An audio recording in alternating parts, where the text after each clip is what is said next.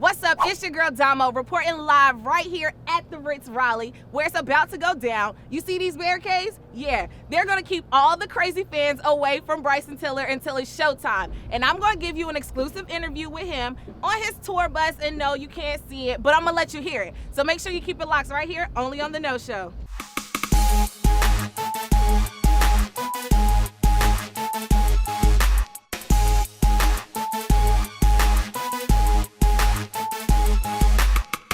So back to what we were talking about. This whole you've been traveling from city to city, state to state. Like, I got hip to you after seeing your shows at SOB. Like, you saw that at SOB? Yeah. See, I got friends everywhere. Just know that. Just because I'm in North Carolina don't mean that I'm small time. Tell him, AJ. I know everybody at RCA. I'm glad you came out. It's like the first show. Like, yeah.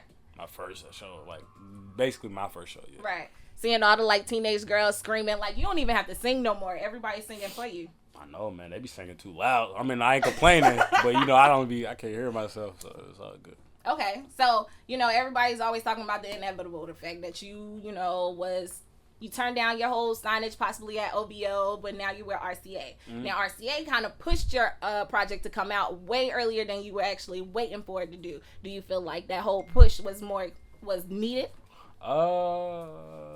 It's funny. Me and my manager was just talking about this not too long ago. Maybe I don't know. It's cool. I'm. You're okay with it now, It's right? cool. Whatever. Not because it's doing what it's doing, but just because like I'm ready to work on new stuff. I was over it. You know what I mean? I wanted to like put more time into it, but like I'd have just been overdoing it. I'm glad it is what it is, but you know what I mean? I mean, it has much success though. Thanks to the fans. So that just worked out in your favor. Yeah. Speaking of new music.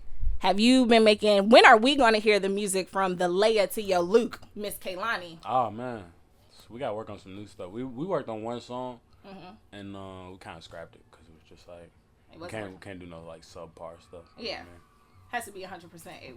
Yep. So when are we going to hear new music from you? Hopefully in the summertime. Hopefully before then, man. I gotta get in the studio. It's just being on tour is like hard. You need to request a studio bus next time. Yeah. It gets kind of expensive though. Oh yeah, I forgot. This kind of comes out your pocket, huh? Yeah. Kids, man. I know. Well, kid, correct. Kid. Oh, okay. Yeah, you put an S on there. I was kind of confused. Yeah. Now, for somebody that's so baller and trying to be so, frugal with his money, you were also the same person that stated $600 from Smitty and Stefan was not a lot of money. Please elaborate, because for someone who went from making $10.50 at Papa John's to being paying Griffey, $600 is a whole lot of money. How do you know all of this? I do my research. Okay.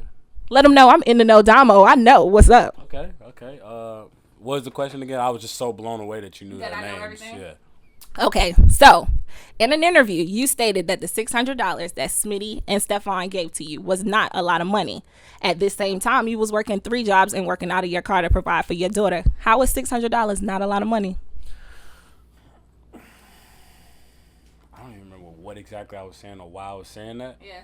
But I'm pretty sure what I was trying to say. If I don't know, I can't even remember that interview. But what I was saying is I could have eventually gotten that for myself. Yeah. But I don't know, like I just needed it right then and there, and it was just like I got a daughter, like I said, you know what I mean. So it's just like, and I almost got a third job. Like I didn't get the third job. Oh, you didn't get it? Nah. Okay. What happened was I was working at UPS, and I was like, okay, this is part time. I need a full time. Switched over to Papa John's. Yeah. And that you was only there for a month. I was only there for a month. And then I was working at this moving company on the weekends on my off days and stuff. Okay. And then I was hitting up Kroger. You know what Kroger is, yeah, right? I know what Kroger is. Yeah, they got some dope cakes. Like the bakery is popping. Yeah. Kroger. I probably shouldn't have said it. I just ruined endorsement deals and stuff. Nah, anyway, I went to Kroger and I was like trying to get a job. They was like, nah. But it wouldn't work. I'm glad I didn't get that job anyway, because I would have just been, I probably would have never had time to make a song, make music ever, or do anything. Yeah, but you put the work in though. Even working all those jobs, you was still making time to make sure you was in the studio. I mean, hey, you gave us Killer Instinct. Even though you said that you've grown since then, how do you feel like you've grown in your music, other than just age wise? Lyrically, you know what I mean? Like back then I used to say a lot of things. Back then I used to say a lot of things that were just like whatever. I just say what I thought people would like to hear. Mm-hmm. You know what I'm saying? And now that I have a daughter and stuff, I care a lot more about what I have to say. So, you know what I mean? I'm cautious about certain things, and I don't know. I feel like that's the way I've grown the most lyrically. Right. Okay. Get my point across better. Do you feel like now being more of yourself is the reason why you're so successful? Yeah, definitely. Definitely. That's crazy. It's crazy. Did you not think you were that cool? I mean, I still don't think I'm that cool, to be honest, but yeah. Oh, okay. You know, what's kind of weird for me is that you have more of like a higher pitched voice when you record, and right now you're putting like this sexy voice on. What's up with you, son? Nah. I don't know. I just got a lot of octaves. Just a lot of them. Octaves. Oh, okay.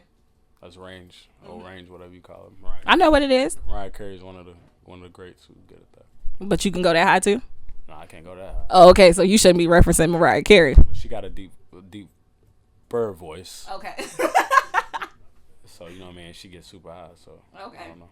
It works out in your favor. It works out. Tell me, how do you have Omarion, The Dream, and Soulja Boy as your musical influences when you first started? That is, you know how many different, that's like so different. Like, I remember and him dancing, you know what I'm saying? So I'll tell you why Omarion. Yeah. And then I'll tell you why The Dream, and then I'll tell you who's the last person, Soulja Boy. Yeah. Actually, I'll do it the other way around. Okay. I'll do Omarion first because he's the first person that made me want to sing. Okay. You know what I mean? Like, I heard him, the first album, his debut album, Yeah. And my uncle used to play, like, he used to play a bunch of, like, Boys to Men, 112, Drew Hill, and that stuff was kind of like, I loved it. Don't get me wrong. I loved it to death.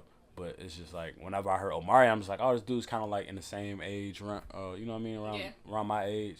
So I was just like, oh, it's like, you know, I could do it too. Like, so I just started to teach myself how to sing and stuff. Then I found out about Chris Brown, and I just started doing all that.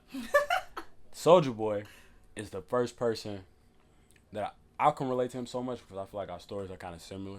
He blew up from the internet. Right. You know what I mean? MySpace and stuff. And that's one person. That's one person that I used to get on MySpace, and I used to see him, you know what I mean, on MySpace, being a normal person. Yeah. And then he just blew up, and I just watched how many friends he got and stuff like that, and I just thought that was so crazy. I'm just like, yo, I basically know him. It felt like I knew him, you know what I'm saying? So I watched all his videos, everything, like even the little video vlogs and episodes he did. I thought all of it was funny, and I don't know, it just inspired me, you know what I mean? I'm like, yeah, if he can do it, I can do it. You know what I mean? He was just living a life, and he's a gamer just like me. Yeah. You know what I mean? So I don't know, we just shared a lot of the same. And then The Dream is somebody that inspired me to want to start writing my own stuff. Like, I always wrote my own songs, but like when I heard him, I was just like, it made me like be less afraid to like sing people my songs. I don't know, I guess. So he inspired my like songwriting ability. He's also somebody you would love to collab with, correct? Yeah. Have you done it? Nah. Anyone else that you would like to collab with?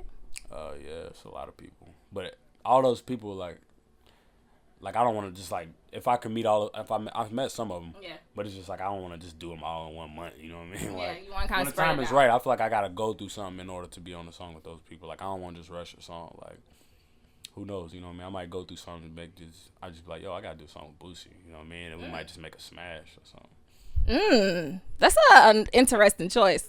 No, I'm just saying. I'm just giving an example. But that's an example of somebody that you possibly would want to work with, though, right? I fuck with Boosie. Okay, good answer.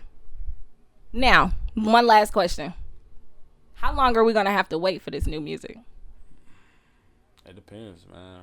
You know, it's crazy. Everybody wants me to come perform and stuff. Like, this girl was at my show last night. She was like, can you please come to our college and perform and our homecoming, blah, blah, blah, please? And I was just like, well, I am going to be on tour for like 90% of the year. Yeah. I need to make music. Not only that, but I need to go hang out and chill with my daughter. And she's just like, yeah, but still, you need to come perform. I'm just like, hey, do you want new music or what? Like, yeah. And it's in like some people complain about like how short my show is or something like that.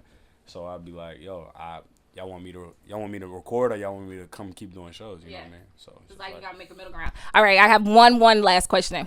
Being that we are doing this interview with no cameras, and the fact that you are such a visual person, why is that? Now, I have seen in some interviews that you've stated, like, it's kind of creeping you out how people take, like, your Snapchat videos and, you know, post it, like, themselves, and everybody want to make it seem like they know Bryson Tiller, like, yeah, I was talking to the homie, come out to the show. Yeah. Why not for situations like this? Like, me personally, I'm doing this interview for the radio station's website. I also am a radio personality for a pop station. I was trying to utilize this interview to kind of help push you more in the market, but, you know, you don't want to do more visuals. Right. So when are we gonna possibly get some kind of visuals from our standpoint? Probably never, to be honest. Okay. I probably never do a visual maybe, but you know what I mean. I don't know. It's just like some people, it's work for them to not do any. You know what I mean? And I don't know. I just don't like being all over the internet. You know what I mean? Just mad video interviews. Like I want one interview to matter. You know what I'm saying? Like Frank Ocean, like one interview. He got like one video interview out there, I think. I got you. Well, thank you for your time, Mr. Tiller. Thank you. Later. So you just heard it for yourself from Bryson Tiller on why he don't do video interviews, when we're going to get new music, and so much more. If you want access to more events like this one, be sure to continue to like, subscribe, comment, and more on The No Show. Follow me right now on Instagram at I Know Domo, and I'll see you later.